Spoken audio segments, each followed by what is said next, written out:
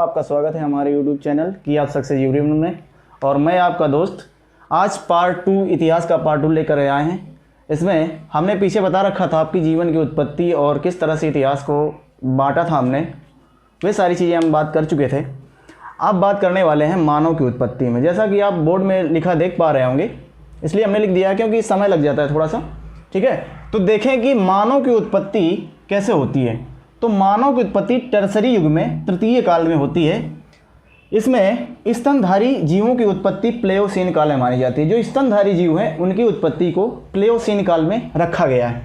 इसके बाद जो मानव की उत्पत्ति होती है, तो मानव की उत्पत्ति प्लायोसीन काल में होती है। क्वेश्चन आता है कि प्लेओसीन काल और प्लायोसीन काल में, ये आपको थोड़ा सा देखना है कि प्लेओसीन काल और प्लायोसीन काल। प्लेओसीन काल में आपकी है स्तनधारियों, जबकि प्लायोसीन काल में मनुष्य की उत्पत्ति होती है। ठीक है दोस्तों, इसके बाद आते हैं प्राइमेट्स।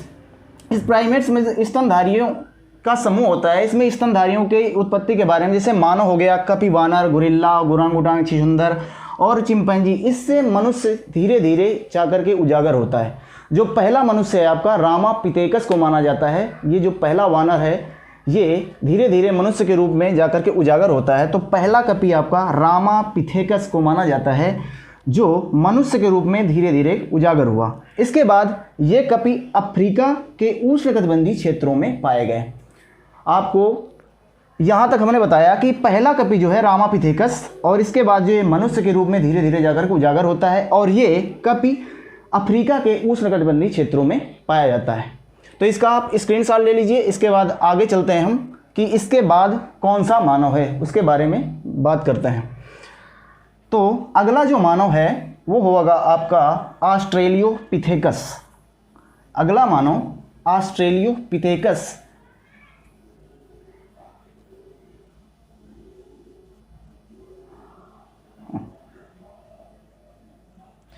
तो बात करते हैं हम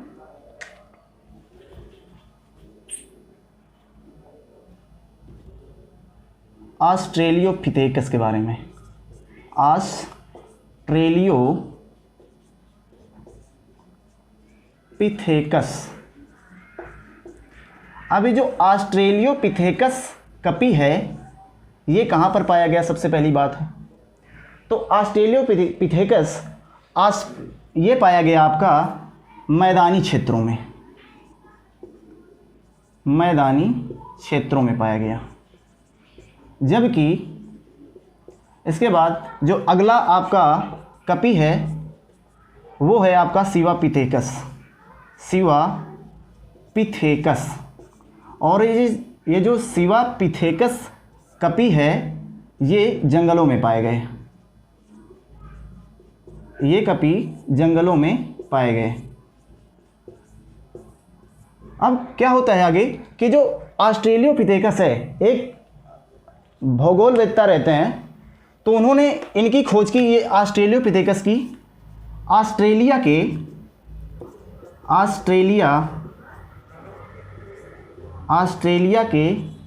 ट्रांसवाल में एक चूने की खान है। ऑस्ट्रेलिया की ट्रांसवाल में चूने की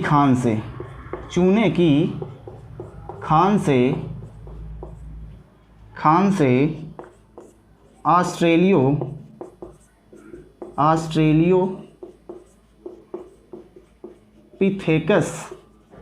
ऑस्ट्रेलियोपिथेकस की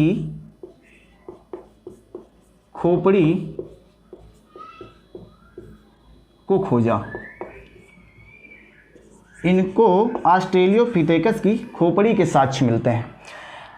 अब ये जो व्यक्ति हैं वो कौन है, तो इस ऑस्ट्रेलियोपिथेकस की खोपड़ी को खोजने का कार्य किया 1924 ईस्वी में रेमंड डार्ट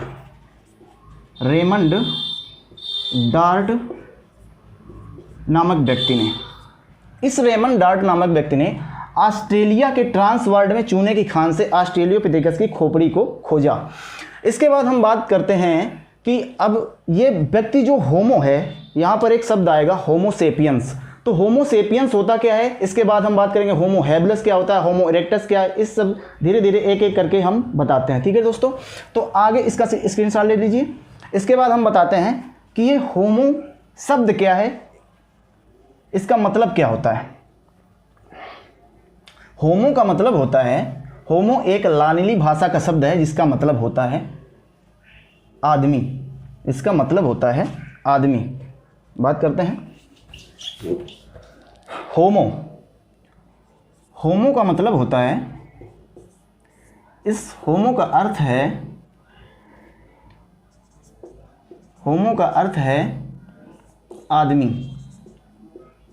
और इस आदमी में आ जाएंगे आपके स्त्री और पुरुष दोनों आ जाते हैं। स्त्री और पुरुष इसमें दोनों आ जाते हैं। ठीक है, अब इसके हम पार्ट की बात करेंगे। इसमें कौन कौन से कितने प्रकार से इसका विभाजन होता है और किस तरह से आगे इसको बताने का प्रयास करते हैं। ठीक है दोस्तों, तो आगे चलते हैं हम लोग कि सबसे पहला मानव है आपका होमो हैबिलस। होमो हैबिलस।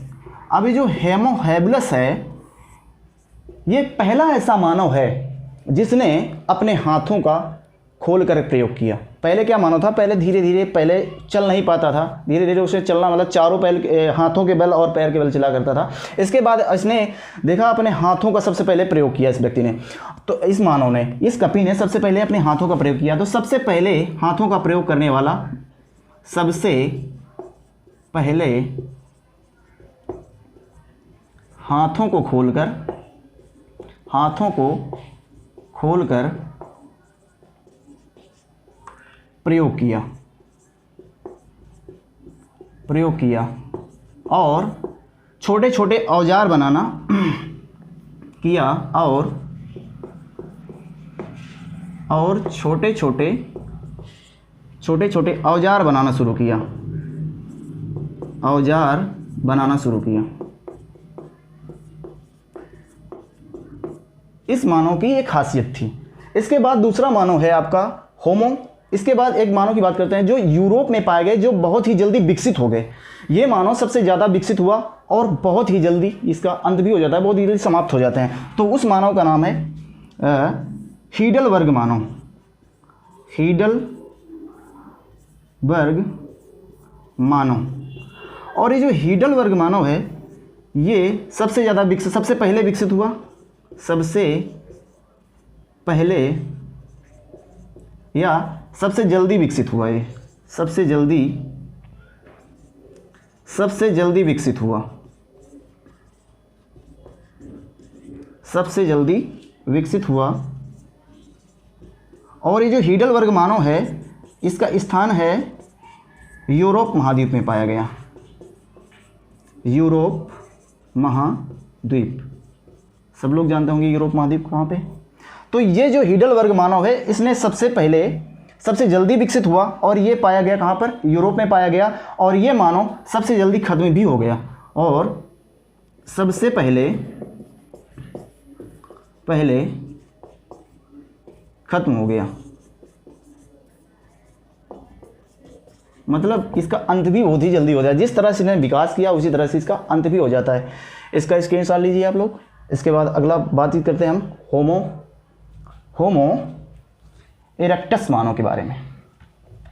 अगला मानव है होमो इरेक्टस।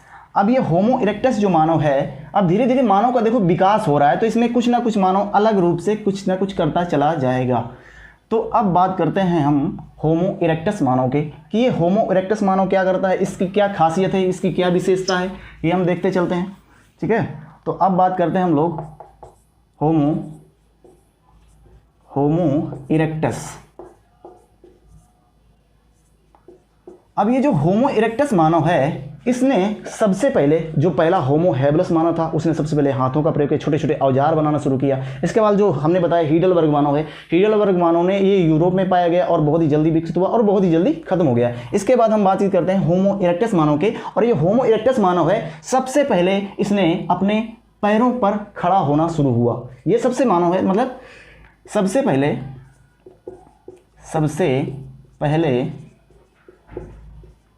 अपने पैरों पर खड़ा होकर चला।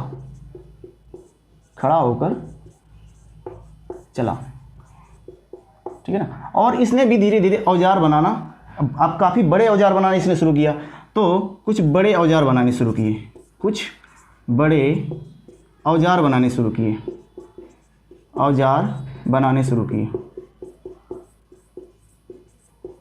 इसमें क्वेश्चन मोस्ट इंपॉर्टेंट ये हो जाता है कि इसने क्या किया, इसकी खासियत क्या थी। इसकी खासियत ये है कि सबसे पहले अपने पैरों पर ये जो कपी है ये खड़ा हुआ था।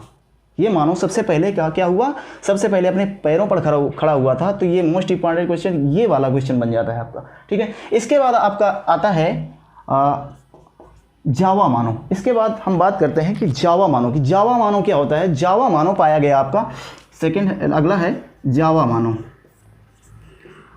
जावा मानव ये आप देखेंगे मैप में तो इंडोनेशिया में एक द्वीप पड़ता है जिसका नाम है जावा द्वीप, और उसी जावा द्वीप में ये आपका जावा मानव पाया गया। अब उस इंडोनेशिया हम लिखते हैं इंडोनेशिया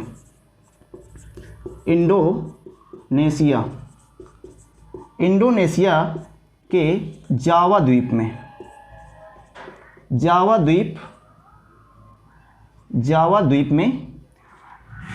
में मानव पाया जाता है। तो एक नदी बहती है इंडोनेशिया के जावा द्वीप में, एक नदी बहती है, द्वीप में एक नदी बहती है, और इसी के समीप, इसी के पास एक गांव है, उसका नाम है टिनिलग्राम।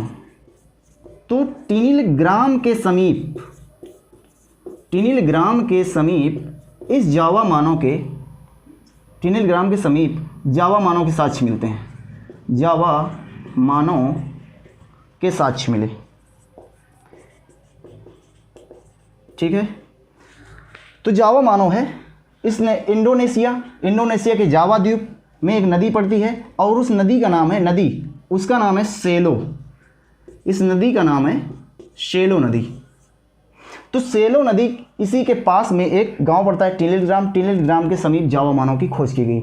और इसका एक मोस्ट इंपॉर्टेंट क्वेश्चन यहाँ से है कि जो जावा मानव है इसने आग की खोज की थी। तो आग की खोज जावा मानव की ही देन है। आग की खोज इसी मानव ने की हुई है। और ये इसे और किस नाम से जाना जाता है, तो इस मानव को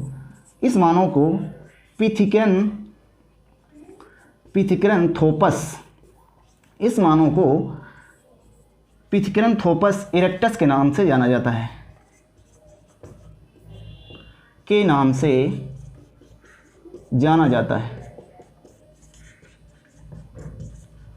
इस मानव को पिथिकरनथोपस इरेक्टस के नाम से भी जाना जाता है। और इस मानव की और खासियत ये है कि इस मानव ने क्या किया कि ये नरभक्षी भी हुआ करते थे।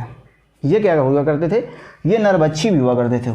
तो इस मानव को लिख देंगे ये नरभक्षी भी थे, ये मानव नरभक्षी थे। यहाँ से आपका आ जाता है, ठीक है। तो ये मानव आपका क्या है, नरभक्षी भी है। फिर से देखते हैं हम लोग होमो इरेक्टस सबसे पहले अपने पैरों पर खड़ा होकर चलने वाला मानव है। इसने क्या किया, पहले छोटे छोटे औजार जो होमो हेबलिस बनाता था, इसके बाद ये बड़े बड़े औजार बनाना शुरू किया। इसके बाद जावा मानव कहाँ पर पाया गया, इंडोनेशिया के जावा द्वीप में एक सेलो नदी बहती है, उसी के पास एक टिनिलग्राम है, उसी के समीप जावा मानव के साक्ष्य मिलते हैं। और इसके बाद हो जाता है इसी मानव ने आग की खोज की। इसके बाद इसे पिथिकरनथोपस इरेक्टस के नाम से भी जाना जाता है, और ये नरभक्षी हुआ करते थे। यहाँ तक हो गया। चलो आगे देखते हैं। आगे है आपका पीकिंग मानव। तो पीकिंग मानव की क्या खास है बात है, इस पीकिंग मानव में खास बात इससे कुछ हट के है। ये पीकिंग मानव जो पाया गया, पीकिंग या पैकिंग मानव कह सकते हैं। तो अगला मानव है पेकिंग मानव।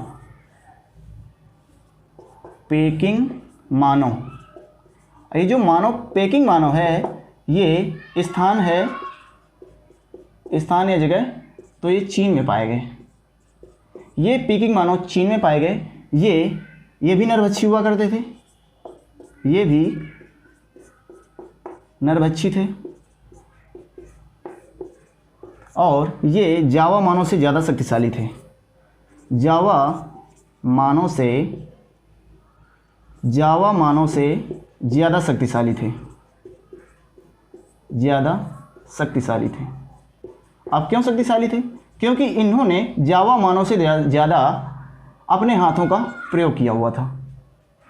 डार्विनवाद और लैमार्कवाद आप जब पढ़ेंगे तो उसमें जैसे लैमार्कवाद ने बताया कि जो व्यक्ति अपने हाथों किसी भी अंग का ज़्यादा प्रयोग करता है तो उसका विकास होता है, ठीक है ना। तो अगली बात है, परंतु यहाँ पर देखा गया कि ये मानव जावा मानव से भी ज़्यादा शक्तिशाली हुआ करता था। इसके बाद देखा जाए तो ये भी नरभक्षी हुआ करते थे। और अगला इसमें पॉइंट आएगा कि ज़्यादातर देखा जाए तो यही इंपॉर्टेंट है। इसके बाद अगला मानव है आपका निएंडरथल मानव। इसके बाद आएगा आपका निएंडरथल मानव,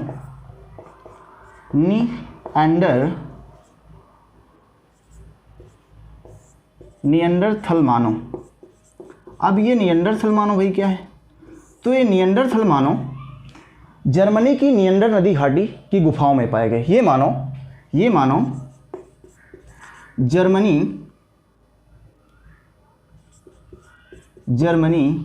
की निएंडर नदी घाटी की गुफाओं में पाए गए।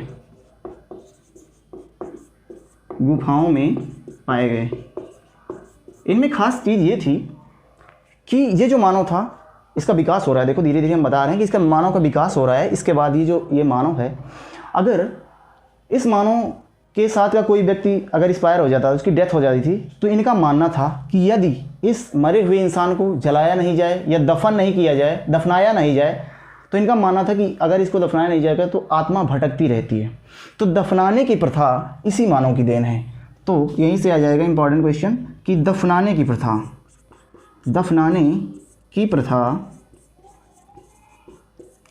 इसी मानव की देन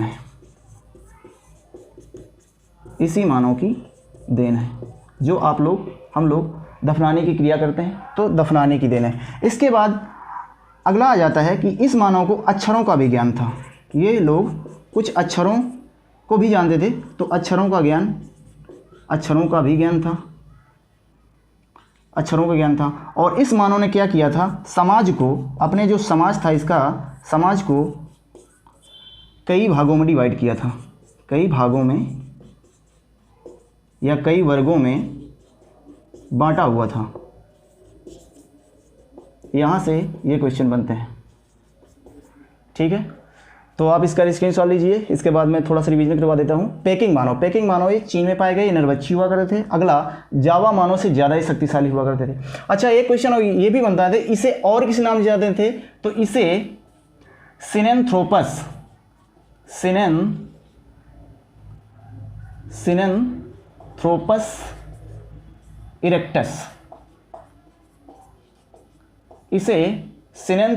इरेक्टस के नाम से भी जानते हैं। ये क्वेश्चन आ जाता है, तो इसका आप स्क्रीनशॉट लीजिए। इसके बाद अगला बात करते हैं हम, अगला मानव, ठीक है।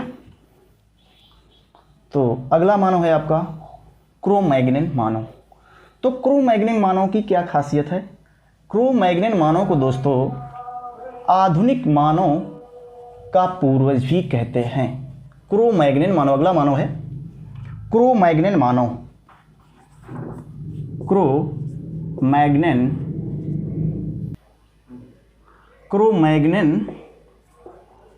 मानव। तो ये अगला मानव है क्रो-मैग्नन मानव। तो क्रो-मैग्नन मानव को इसे आधुनिक मानव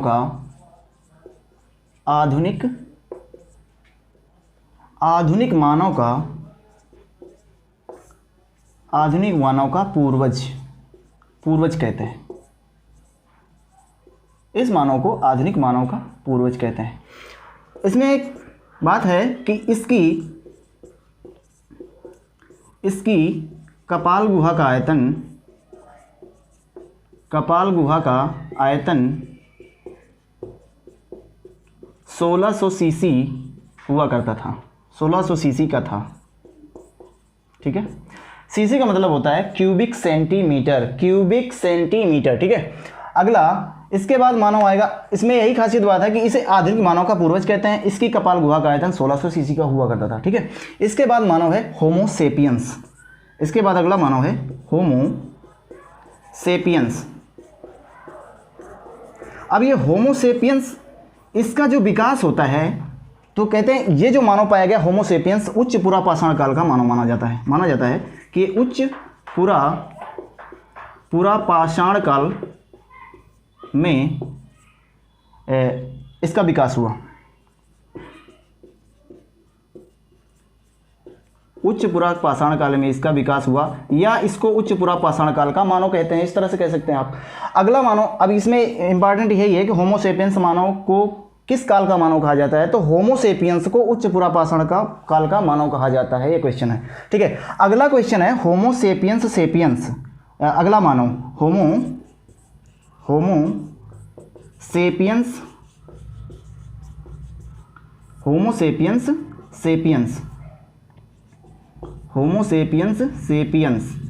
अगला मानव है आपका होमो सेपियंस। अब ये होमो सेपियंस को क्या कहते हैं, इसे ही आप आधुनिक मानव कह सकते हैं। यही आधुनिक मानव है, आधुनिक मानव, ये आपका है आधुनिक मानव, ठीक है। तो हमने मानव के बारे में सब कुछ बता दिया आपको। अभी एक मानव बचता है कि अब आधुनिक मानव के बाद कौन सा मानव होगा। ये ऐसी परिकल्पना है कि आधुनिक मानव के बाद आएगा आपका फ्यूचरिस्ट मानव। इसका स्क्रीनशॉट लीजिए आप, ठीक है। अगले मानव की बात करते हैं कि अब हमारे लोगों के बाद या आधुनिक मानव के बाद अगला मानव कौन सा होगा, इसकी बात करते हैं थोड़ा सा। तो आगे मानव जो होगा वो होगा होमो फ्यूचरिस्ट मानव। फ्यूचर मीन्स भविष्य का मानव, होमो फ्यूचरिस्ट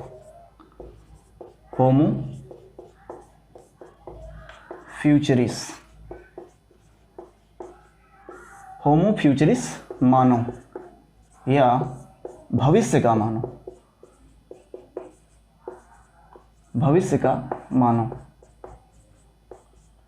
इसमें खासियत ये होगी कि ये जो भविष्य का मानव है इसकी कपाल गुहा का आयतन, अब जो वर्तमान मनुष्य की कपाल गुहा का आयतन कितना होता है, बता दें आपको कि वर्तमान मनुष्य की कपाल गुहा का आयतन 1300 या 1300 से 1350 सीसी हुआ करता है। और इसका भी इससे भी कुछ कम होगा, क्योंकि अब ये ना समझ लेना कि ये कम है तो उसका दिमाग कम होगा, ये दिमाग से ज़्यादा होगा। अब देखो होमो फ्यूचरिस्ट है तो इसमें अवशेषी अंग नहीं होंगे, अवशेषी अंग अब क्या होगा, अवशेषी अंग नहीं होंगे। और अवशेषी अंग हो गए आपके जैसे नहीं होंगे, जैसे अक्लदाढ़ होगी, जैसे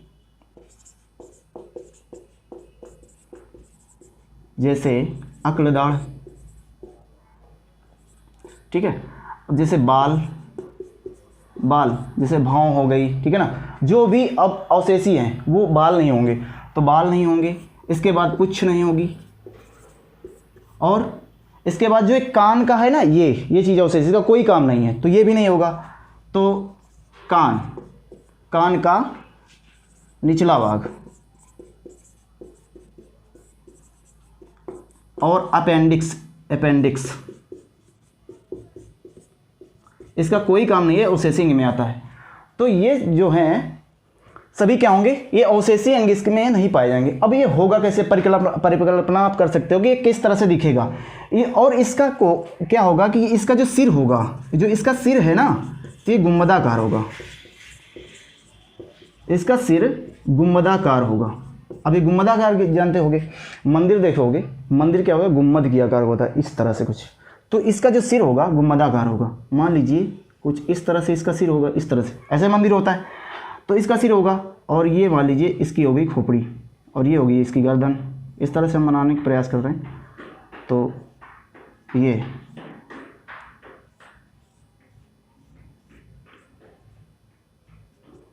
इसके हाथ हो गए। अब इसमें आंखें तो होगी कि इस पर, इसमें एक भौवें नहीं होंगी। ये इसका नाक हो गया, मुंह हो गया, ठीक है। अब इसके कान तो इस तरह से होंगे, परंतु इसके नीचे वाला नहीं होगा, हमने बताया। इसके बाल भी नहीं होंगे, ये सब इसी तरह से होगा। तो ये होगा आपका होमो फ्यूचरिस्ट मानव, होमो फ्यूचरिस्ट। तो आप लोगों को ये क्लास कैसी लगी कमेंट कीजिए, बताइए कैसा लगा। हमने आपको मानव की उत्पत्ति, उसका विकास किस तरह से हुआ है, ये हमने सारा एक एक करके आप लोगों को बताया है। तो इसी तरह प्यार बरकरार रखिए हमारे बीच, और आप हमारी इस क्लास को लाइक करिए, कमेंट करिए, सब्सक्राइब करिए हमारे यूट्यूब चैनल को। और आपका दोस्त मैं अर्जुन इस तरह आपकी सेवा में लगा रहूँगा। धन्यवाद।